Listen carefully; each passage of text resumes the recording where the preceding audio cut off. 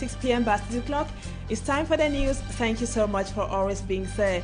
Our magistrates, viewers, several sources have revealed that the Wagner Group leader Evgeny Prigozhin has died in a plane crash in Moscow. We will be telling you how the attack took place and if the absence of the Wagner chief would have any consequences or effects on the military ties between Africa and Russia. And who really is the Wagner leader or the Wagner chief? We will be telling you more about him in this edition of the news, and also talking about poor road networks in Cameroon. Economists say the country loses at least 1 billion francs CFA every month because of road networks which are being neglected by the authorities concerned. Viewers, those are our major stories. Details in just a moment.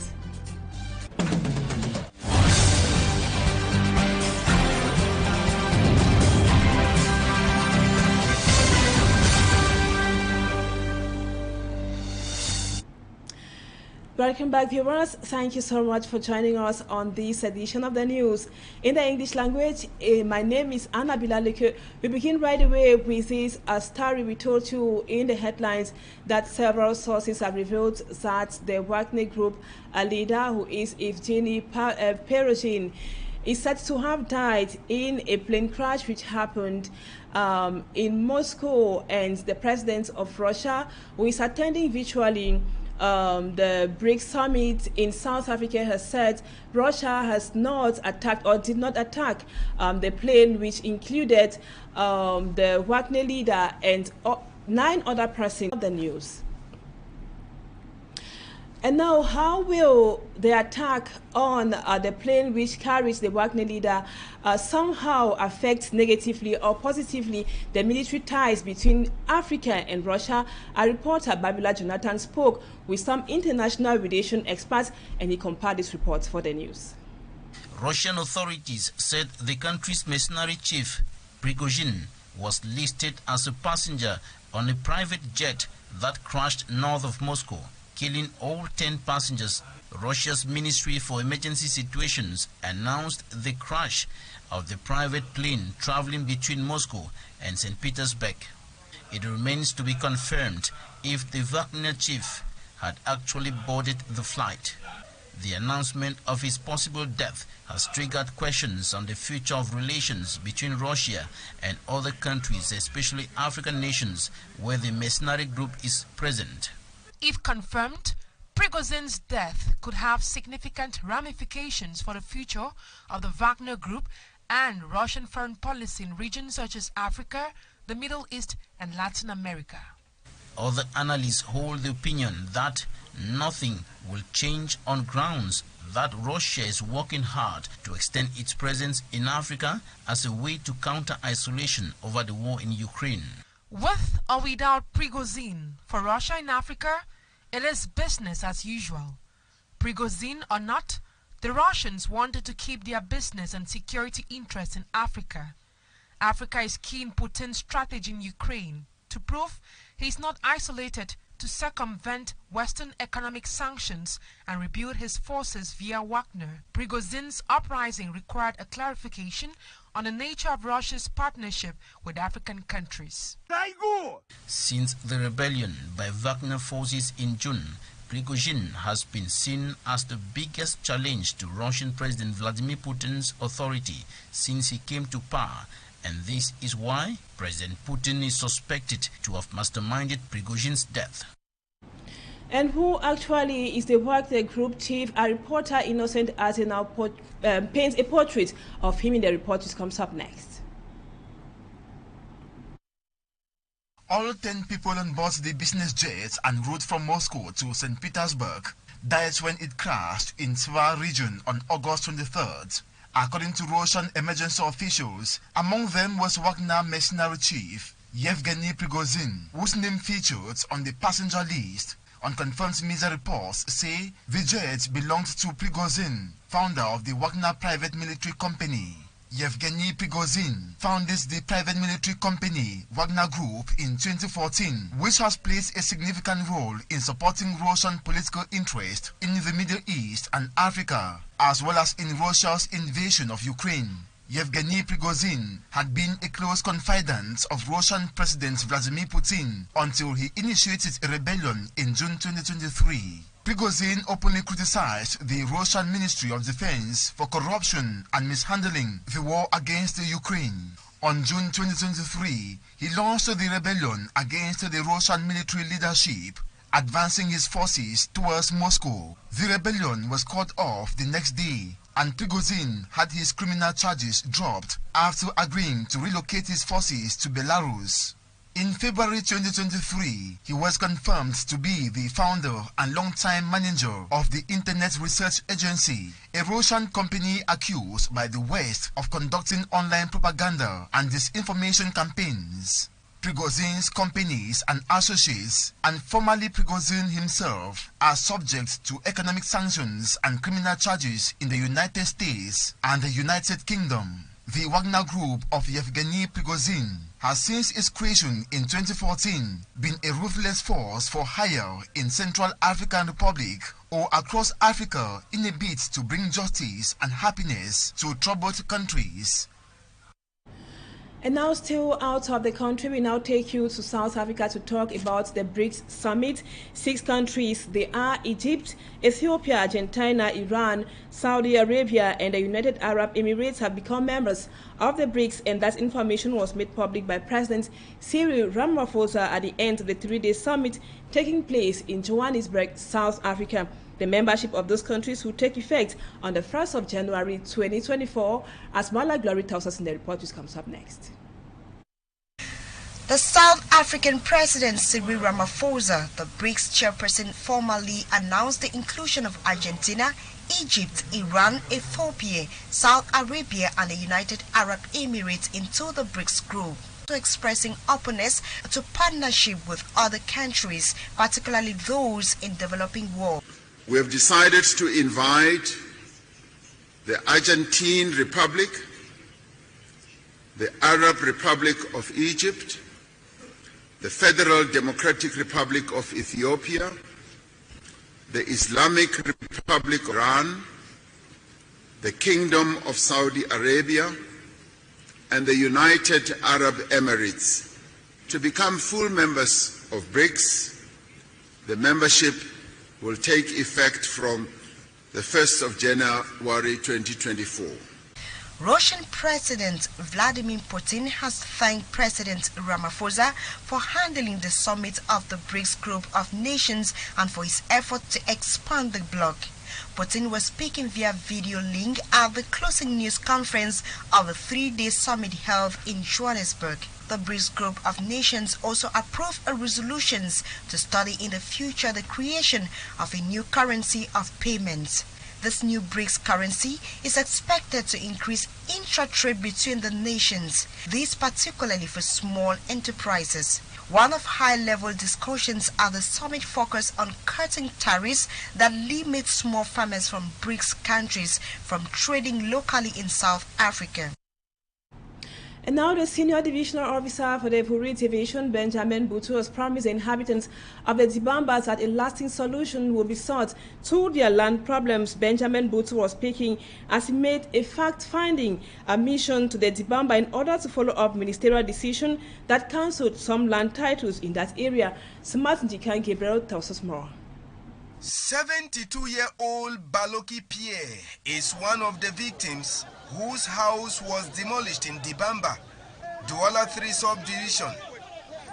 As a result of the incident, he was forced to become a porter in order to continue his business. My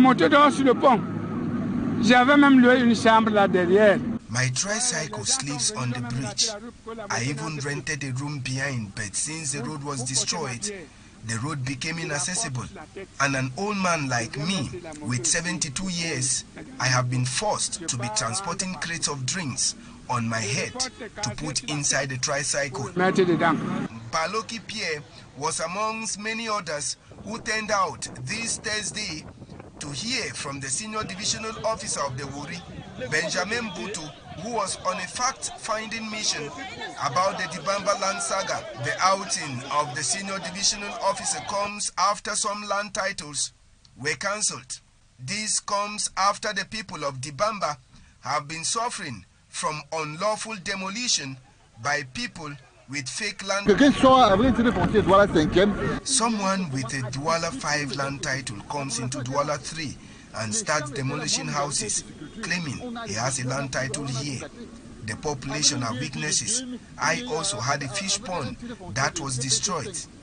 It all started when the PM signed a decree in 2011 for the construction of low-cost houses. We request that the land seized should be given back to those who were censored and are still alive. The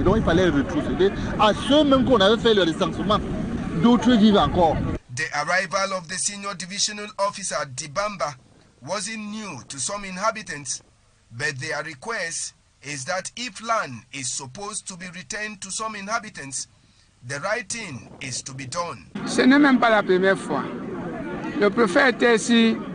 not the first time the SDO is coming here, and we are requesting that all those with land titles in swampy zones should be cancelled. We are calling on the Minister of Lands that the sharing should begin with us who were here first. The inhabitants of Dibamba are now expecting that after the SDO's visit, things will go back to normal and illegal demolition of houses won't be done again, as they hope that Benjamin Butu will send a report that covers their interests.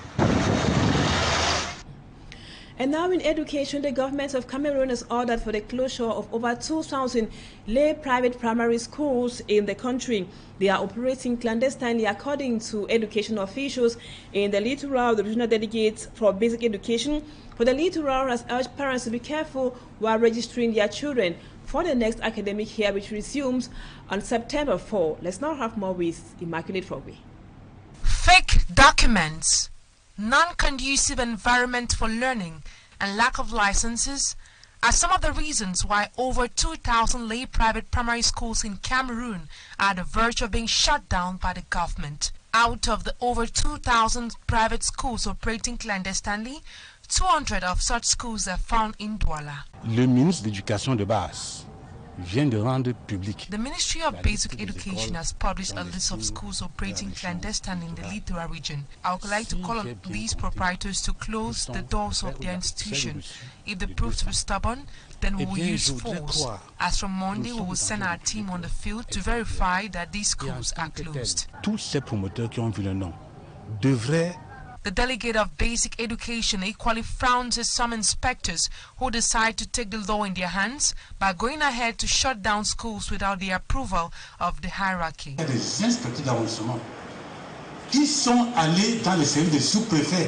We have noticed that some inspectors have gone ahead to shut down schools. They are violating the law. The minister is aware and will take actions. Our role is not just to sanction these proprietors, but also to educate them on why they need to respect the law. According to the delegate, the workshop organized in the city of Douala is meant to ensure an effective back-to-school come September 4th. Intended for the opening school year 2023-2024. I will seize this occasion to give all the participants the instruction I received from the Minister of Basic Education during the national meeting. Parents are called upon to be cautious while choosing schools for their children. And now talk about the environment. The illegal use of public gardens or green spaces for either construction of houses or other business activities has been described as illegal by the senior divisional officer for the Vuring. Benjamin Butu reiterates that such constructions are not accepted in public spaces and environmentally say constructing houses or other businesses on public gardens is very dangerous to the environment, as Lucille. Aside from providing opportunities for recreation and relaxation, green spaces also help in reducing pollution and improve the acoustic environment of urban areas. Today in Cameroon, green spaces are being misused by individuals for the construction of houses, shops, and other purposes. This is evident as occupants of low-cost government houses in Bonamusadi, Douala 5 subdivision were seen few days back denouncing works ongoing on their green space. The illegal occupation of green spaces had been prohibited by the senior divisional officer of Wuri, Benjamin Butu, but ignored by some individuals who still go about occupying green spaces. The senior divisional officer Wuri, in a recent outing, warns against the illegal occupation of these spaces. He says the illegal occupation of some of these areas have encouraged urban disorder. The state willfully reserves some of these areas so they can be used as green spaces. All those who are illegally occupying state-owned lands are doing so on their own risk. Illégal, et on vous appliquera les mêmes dispositions de la loi. An environmentalist says the law, which encourages the rational exploitation of forests and protection of biodiversity and nature in Cameroon, is not respected.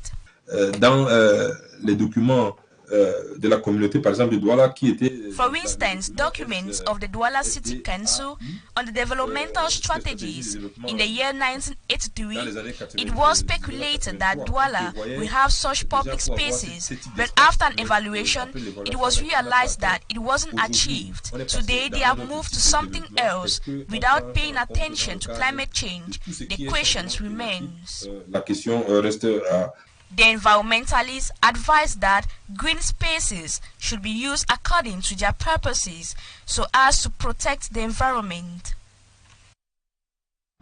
And now let's take you to Maroua to discover the bridge linking Maroua and Tamena in Chad, the polar bridge. That is how that bridge is called, and it has been bad for several years now, and all attempts or promises by the local authorities to rehabilitate that bridge has been very futile, as Cedric Chakuto tells us in this report.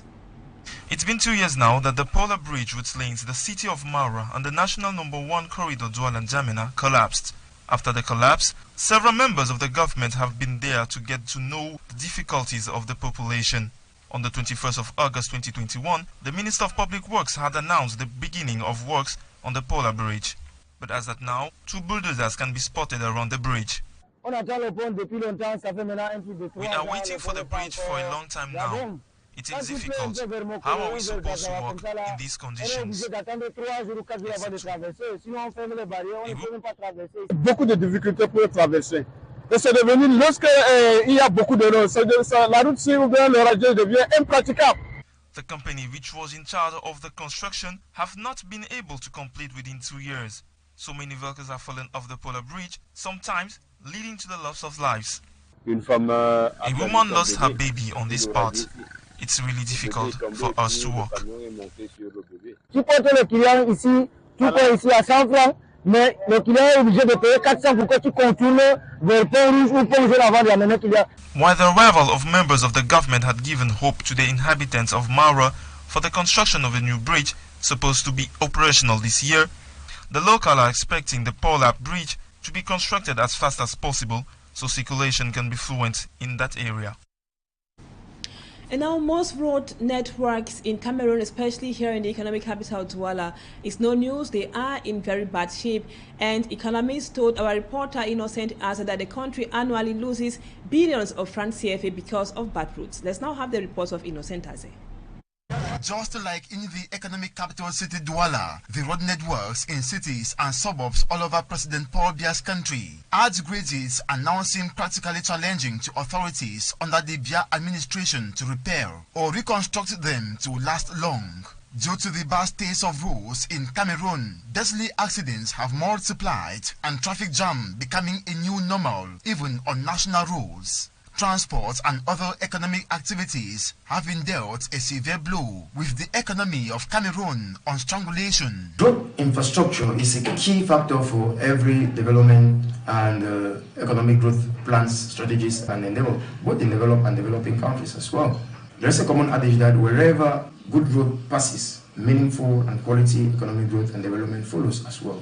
In terms of numeric values, we lost over 100 billion francs CFA. Yeah, that's approximately 1% of the GDP. So there's a lot of loss when in the economy when it comes to road transportation. According to the economist Polycarp Tala, with the cratered and bleeding road infrastructures in the Republic of Cameroon, the economy descends a feet into the grave. In Cameroon, according to the Ministry of Transport and the United Nations Special Envoy for Road Safety in Cameroon, we record over 16,500 accidents in road transportation yearly. And according to the World Health Organization, we also register 6,000 loss in lives as well. A loss in life is more than any loss in an economy, because lives and economic aging contribute massively in the growth of the economy. Polycarp adds, he who sets his home on fire to render its occupants homeless also inflicts himself pain. The government also lost in revenue as well as even certain projects, because statistics shows that in equivalence, the 100 billion loss is equivalent to 10,000 classrooms, 250-kilometer roads which could have been constructed, and also referral hospitals in all the 10 regions of the country with this 100 billion loss in road infrastructure. So therefore, the government has to do a lot when it comes to road infrastructure, especially at the advent of school resumption. Despite the numerous complaints and hardship faced by Cameroonians, authorities do nothing to redress the situation, getting chronic day by day. In Douala, for instance, road maintenance works last only for 2 weeks, according to the city dwellers. And now we talk sports. The elimination of the volleyball lionesses in Yaoundé, that was yesterday, has left so many supporters disappointed, and some of them think the problems rocking the volleyball championship in Cameroon should be one of the reasons for their elimination, as Smart Jikan Gabriel tells us in this report. Indomitable Lionesses of Volleyball started the 21st edition of the competition with a lot of strength, giving its home-based supporters hopes of hosting and retaining the trophy. Along the line, after a successive 3-0 wins over Burundi and Nigeria, Cameroon was calmed down by Egypt on day 3 as they succumbed to a 1-3 defeat in the hands of the Pharaohs. Cameroon then regained the winning ways in their last 2 matches, which enabled the team to qualify for the quarter-final. Unfortunately, at the semi-final against one of the toughest opponents in the competition, Kenya, Cameroon was pushed out of the competition. The elimination of the Indomitable Lionesses of Volleyball has caused many to blame the low performance of the Volleyball Lionesses to the current infighting at the top of Cameroon Volleyball Federation. Before this tournament, a faction of the federation was controlled by Bello Boudan, who was supported by the Minister of Sports, and at the other hand, Julien Serge Abouem, who was also controlling the federation as the president. Sources say that the infighting at the top caused some key players not to be present in the current team participating at the Women's Volleyball African Nations Championship. Another reason forwarded for the failure of the Volleyball Lionesses is the fact that changes were made at the level of the technical bench. Before the start of the competition, Peter Nonembroch, who was once the coach of the team, was brought in to take the team to the tournament at the detriment of Jean-René Akono, who has won continental title with the same side. Volleyball fans believed that the shake-up done few weeks to the kick-off of the competition was a wrong one.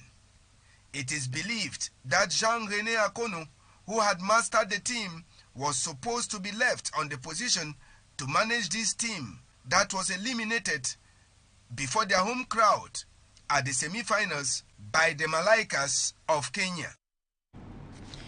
Thank you, Smart. That report brings us to the end of the news at 6 p.m. on Equinoxe Television. Viewers, thank you so much for always being faithful. Don't go away, our programs continue. The news in the French language is at 8 p.m. and Equinoxe Soir live from Yaoundé at 7 p.m. with Gizogo. Stay with us on Equinoxe Television and see you tomorrow.